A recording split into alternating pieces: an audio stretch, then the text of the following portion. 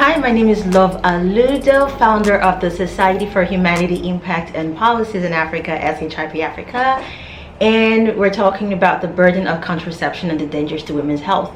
Remember that when we talk about the burden of contraception, we're not talking about contraception in itself, we're talking about the burden of contraception. That means who bears the burden of contraception? Are you placing it only on the woman, or is it something that every member of the society that is involved in reproductive health has to be a part of? So in this series, what I'm really talking about is focusing on women's health and women's safety while we're discussing contraceptives.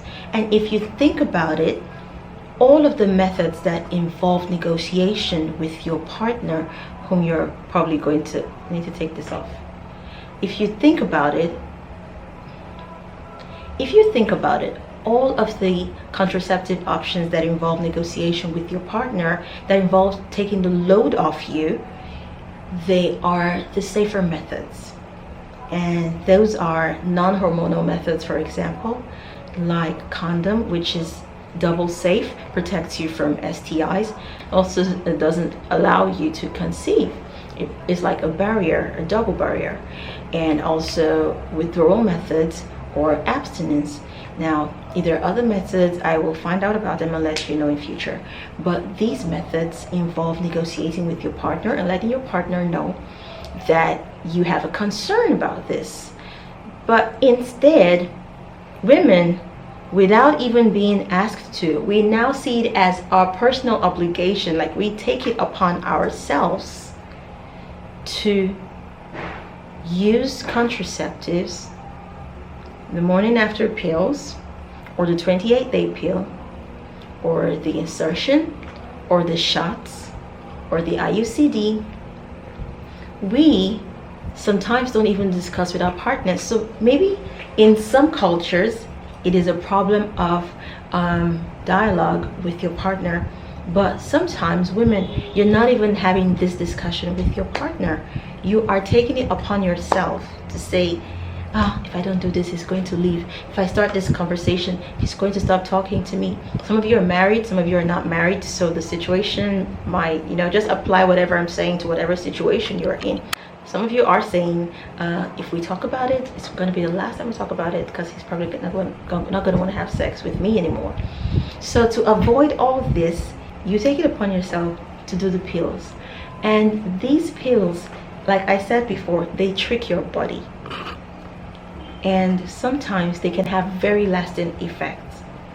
Like I heard that a shot like Depo-Provera, stay away from Depo-Provera. By the way, I have a personal experience with it. Like I wasn't even searching for a contraceptive. I was having hormonal issues with my period. I was bleeding, and for the first time in my life, I was given a contraceptive. I swear, for the first time in my entire life, I had to have a contraceptive. I didn't even know what that thing was, and they put it in my body, and it twisted my whole life. I thought I just had fibroids, but then at that point, I just felt like my whole life was leaving my body, because I was bleeding every day. Every time I come to a point where I have to tell you guys how long I bled for, I stop, because I want to shock you. I want to surprise you when I say it, and I want to make it the title of a book. I really see it as the title of my book. I don't know if it's the Holy Spirit that's ministering that to me, but I just see it as the title of the book. I look like this today by grace and information, because if you guys know what I passed through.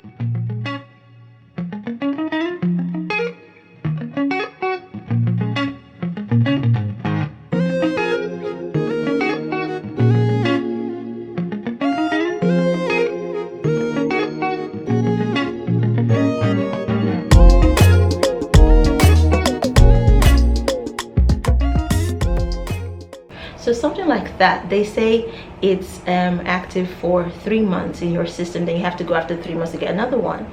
But it doesn't leave your system till like maybe 18 months thereabout. It's still in your system, so you have to do maybe some extra things to maybe cleanse it off. We could talk about that later. And then you keep taking these pills and you think, oh, it's just a myth, there are no side effects to it, it doesn't do this, doesn't do that. For some ladies there's no side effect, but our bodies are different. And for some people, it also depends on the amount that you have ingested, the amount that you've taken. Your quantity might differ from the other person's quantity.